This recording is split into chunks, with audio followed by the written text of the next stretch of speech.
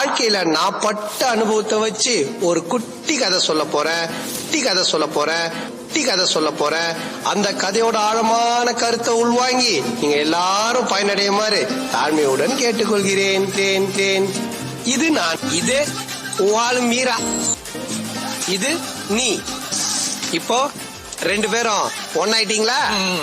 இப்ப பார், இப்போ ஒன்னான நீங்க 2 பேரும் என் மனசுல இருக்கீங்க. ஆனா உங்களை சேர்த்து வச்ச நான் எங்க இருக்கேன்? குப்பை தொட்டில மச்சான்.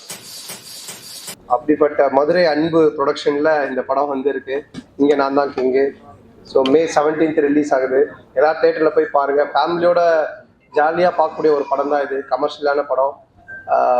குழந்தைங்க, ஃப்ரெண்ட்ஸு, சிங்கிள்ஸு, லவ்வர்ஸு, ஃபேமிலி இது எல்லாமே சேர்ந்து பார்க்கலாம்.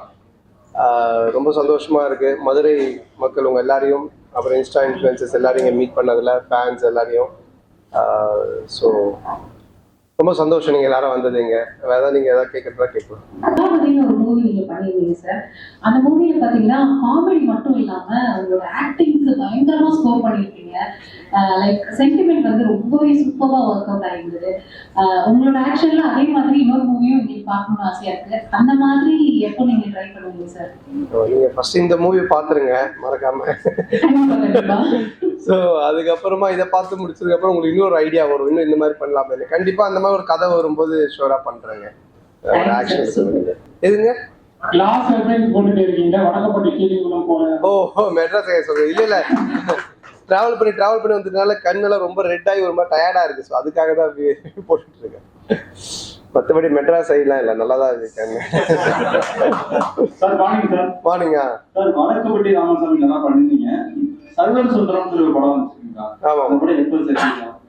இப்போ ரிலீஸ் ஆகிற படத்தை பாருங்க.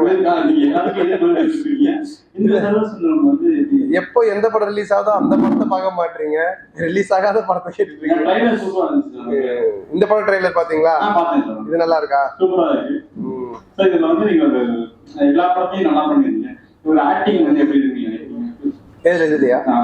இதுவும் கொஞ்சம் வித்தியாசமா தான் இருக்கும், நல்லா இருக்கும். அது நிறைய கொஞ்சம் ஒரு ஃபேமிலி டிராமா தான் இது. பட் நல்லா இருக்கும், ஜாலியா இருக்கும், வித்தியாசமா இருக்கும். இதுவும்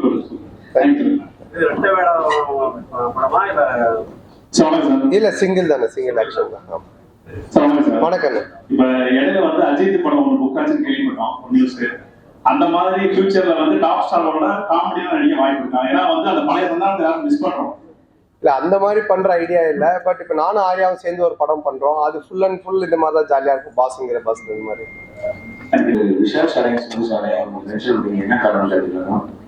சும்மா ஃப்ரெண்ட்ஸ் ஜாலியா பேசியிருக்கோம். ஓகே.